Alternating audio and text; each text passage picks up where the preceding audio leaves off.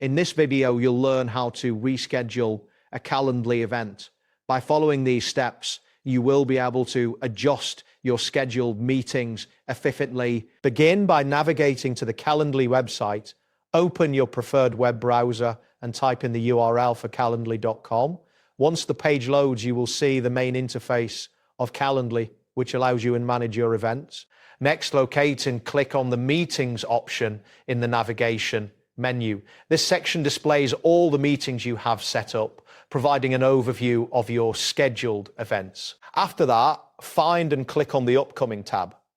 This will direct you to a list of your forthcoming meetings, making it easy to identify the event you wish to reschedule. Once you've located the specific meeting, click on the Details button associated with that event. This action will open a detailed view of the meeting, allowing you to see all relevant information. Following this, click on the Reschedule option. This will initiate the rescheduling process, guiding you to select new date and time options for your meeting. Now proceed to click on the Reschedule Meeting button. This action will take you to a calendar interface where you can choose a new date. At this point, you will need to click on the desired date on the calendar.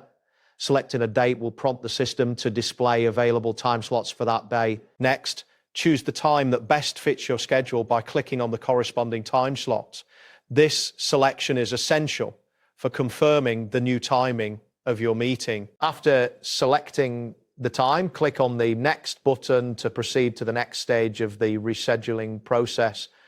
This step will prepare you to enter any additional meeting details if required. Following this, click on the Enter Details option to provide any necessary information related to the rescheduled event. This may include notes or adjustments that need to be communicated. Finally, click on the Update Event button to save your changes.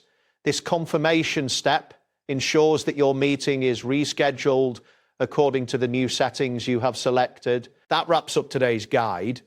Thanks for watching and catch you in the next tutorial.